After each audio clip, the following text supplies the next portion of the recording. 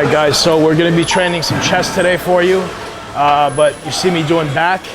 Yesterday I trained back, so I'm starting my chest workout with just a couple sets of high reps to get the blood and nutrients to my back, to my lats, to help recover from yesterday's workout. A little bit of warm up for today's workout, and then we'll get into chest. So I'm training here today with Juliana Malacarne, two-time Miss Olympia. We're both about 10 weeks out of the Olympia. I'll be doing men's classic physique, and she'll be doing women's physique, going for her third year victory.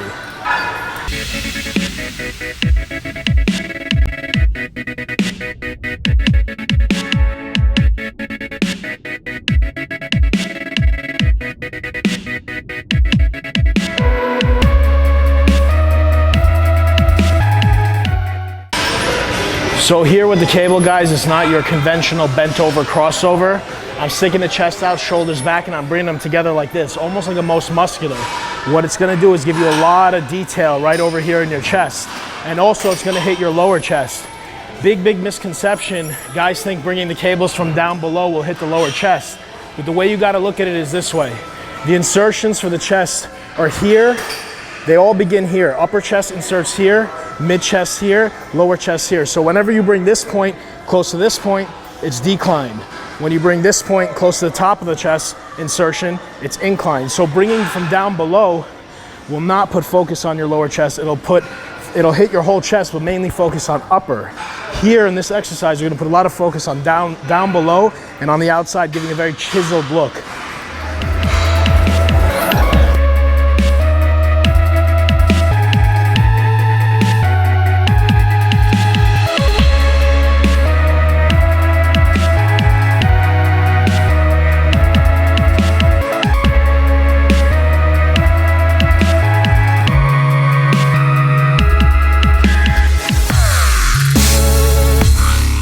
So if you guys notice, the elbows are not 90 degrees out to the sides.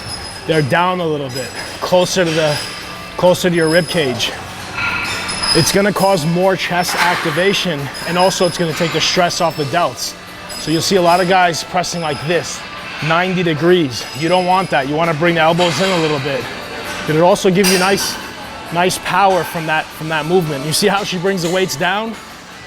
Don't just let the dumbbell pull down and drop like you see a lot of guys do. Lower it slowly to your knees and drop it from there. You're letting the weight come down. As you progressively get stronger, it'll tear on your shoulder. And if you don't hurt yourself right then and there, you'll have small micro tears. And over time, it's gonna give you a big problem.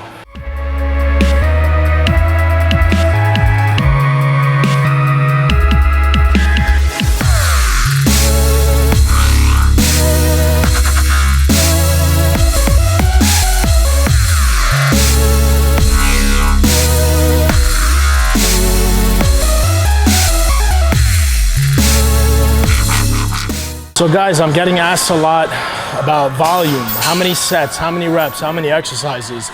You can implement many different intensity techniques. You can change your training quite often, but it's the intensity of the training that matters. I care more about how hard you push yourself rather than how many sets, reps, and exercises. I'd have to answer that question, I have to say the vast majority of you guys I see out there online or in the gym are doing a little too much volume. If you train a little bit heavier, a little bit more intense, your workload will come down. So what I try to do is I'll warm up 2-3 sets. I'll acclimate. If I'm gonna work with a 120-pound dumbbell, I'll do 90s or 100s for a few reps, get my body ready for my central nervous system ready for the heavier load. And then I'll pick the heavy weight and I'll stick with it. Pyramiding and going up and down will weaken you prior to you getting ready for your heavier weight. So I believe you wanna work with that heavy weight as soon as you can while you're still strong, while you still have energy. Tiring yourself out with the same weight that you're doing week to week is somewhat not worth it, in my opinion. You're just not gonna grow with that weight that you're doing constantly. You wanna progress and get stronger and grow with that weight. So warm up adequately and push yourself to go heavier with proper form and nice and slow controlled movements. Guys, you can't forget, bodybuilding is a progressive sport. You have to be progressively increasing one of 3 things: weight, intensity, or volume. You're obviously not gonna increase weight on a weekly basis, because if that was the case, after a decade, I'd be benching 2,000, 3,000 pounds. So if this week you're doing 100-pound dumbbells for 10, next week you do them for 11, week after you do them for 12. Then maybe the week after you don't progress with volume or weight, but you do it with more intensity, more control, and so on. If you're doing the same thing week to week, you're not gonna progress. Maybe your first year of training, you will. Remember this, what got you to where you are is exactly that. It got you to there, that's great. Now you need to progress forward. You need to change and implement intensity techniques. You need to get stronger, you need to get better. You need to keep on going. Don't keep doing the same thing and expecting different results. I believe that's the definition of insanity.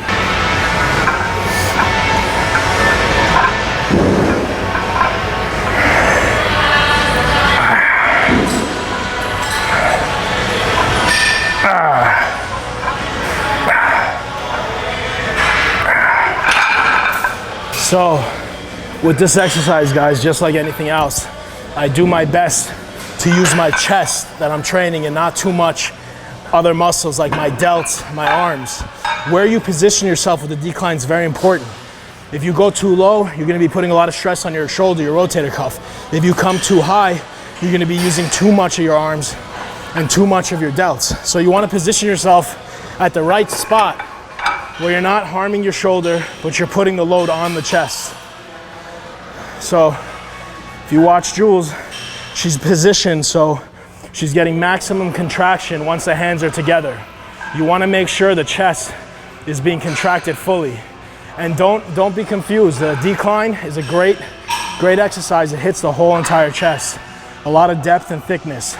But you wanna use that maximum contraction to your benefit and bring it all the way up and together at the top. If you want a full round muscle, fully developed muscle, you need to do full range of motion. This half rep, quarter rep stuff, guys, cut it out. If you see some top pro doing it, well, you know what? You don't know his story, how long he's been training. And most pros are exactly that. They're professionals at mind-muscle connection and muscle contraction. Especially as beginners, you guys gotta do full range of motion. It'll develop your muscles better.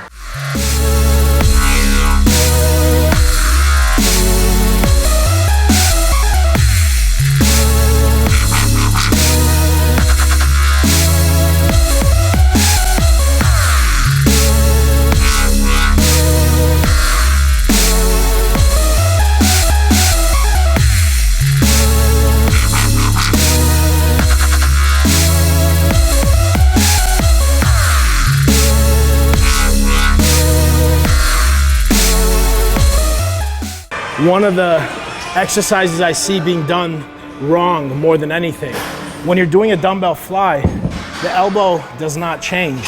You have a slight bend in the elbow and it stays the same throughout the movement.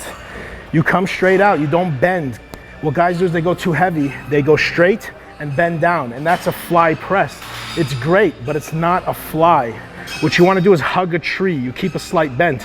You can't hug a tree with straight arms. You keep a slight bend, you open up at the shoulder. The bend in the elbow stays constant. It does not increase or decrease as you fly the weight up. So you want to get a real nice stretch on the pec without putting any stretch on your delt, and bring it together, squeeze, hug a tree. If you straighten out, you're taking the load off the chest and you're resting. If you come and you go 90 degrees with your arms, it's a press. You're no longer flying. This is a fly, this is a press. Now a press has its own time and place and you can utilize that. But right now we're doing flies. So you guys see the bend in the elbow staying constant. She's opening up far enough to open the pectoral up, stretch it out, get that nice thickness by the armpit area, but keeping that bend at the top, keeping the tension on the chest. Hug a tree. Good. So guys, you see me doing dumbbell flies here. You see me doing a lot of dumbbell work. I prefer dumbbells because the stability on either arm. If one side is stronger than the other, it's gonna show. Whereas a bar, it's just gonna press forward. Also the range that you have with dumbbells, you can move around and adjust. When I do it with a machine or a pec deck fly, it restricts me. It keeps me in the range of what the machine is. Whereas here I can move, I can twist a little bit and put the focus where I want it. I will always use dumbbells over machines unless there's a little pain or injury or something like that and I want to play it safe. Good, Jules, come on. You see she's forced to keep herself balanced. with both sides. So one major thing you guys have to understand is the body is smarter than the bodybuilder. It fights us on a lot of things that we want to do. And it's always paying attention to everything you're doing. If when the weight gets heavy and you start burning and it starts getting tough, if you give in, that's gonna be your threshold. That's gonna be what you're capable of. If you push your limits and you push through every single time it gets tough and you squeeze, and even if you can't do a full rep, you do a half rep, you're pushing your boundary, you're pushing your limitations that much further. And you're telling your body, this is what I'm gonna do, and you need to adapt, and it will. Your body will adapt. When we go heavy, we take longer breaks so we can recover. Not more than 2.5, 3 minutes, because past that doesn't really make much of a difference. But there's also times where we'll go heavy, but we'll push the limits with the rest. We'll do lighter, smaller rest periods, forcing our body to recover faster, thus forcing our muscle fibers to adapt to the style of training we're doing. So you always want to throw something at your body and demand more of it. If you just give in every time it gets tired and you don't demand more, you're not going to be the best you can be. You're not going to be your strongest, your biggest. So keep that in mind when the weight gets tough. Push through it. All right, guys, so I'm going to do crucifix flies here to wrap up my chest workout. I posted these and got a lot of questions about them. It's a very good exercise to tie in the upper chest, which is really, really hard to target because the delts always get in the way. So you tie in the upper chest and front delt with this exercise. I'm sitting almost upright, and it's a fly movement. Again, very strict, but instead of my palms facing together inward, they're facing the mirrors. So I open up as much as I can, keep the bend at the top, and I'm mainly using my upper chest. You don't want to lean back too much. You want to stay forward and focus on that upper chest front delt tie-in.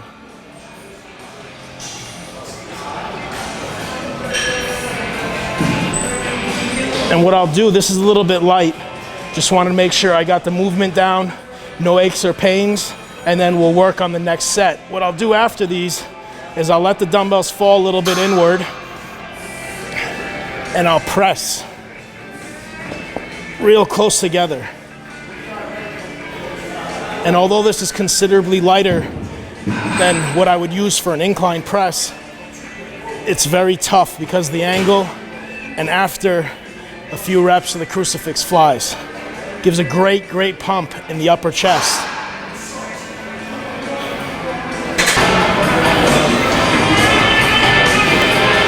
So same thing, guys, if you pay attention, she's using the upper chest, the most, and it ties in this area to the front delt. It's a very tough area for us to fill in. A lot of people have a over-dominant lower chest and an underdeveloped upper chest. So this is great for those guys. What you want to do is keep the delts back. You want to roll the shoulders back and down with any chest movement to keep them out of the equation. Bring them together. Good.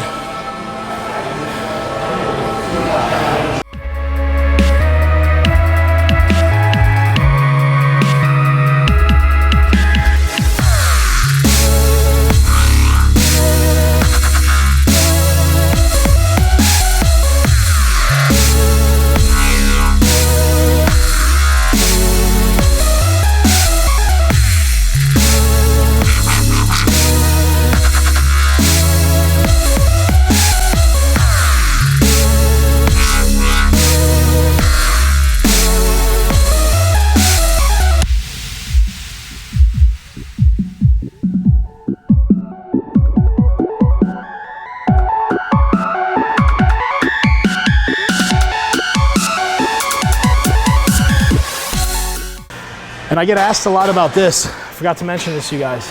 This is my intra-workout carb.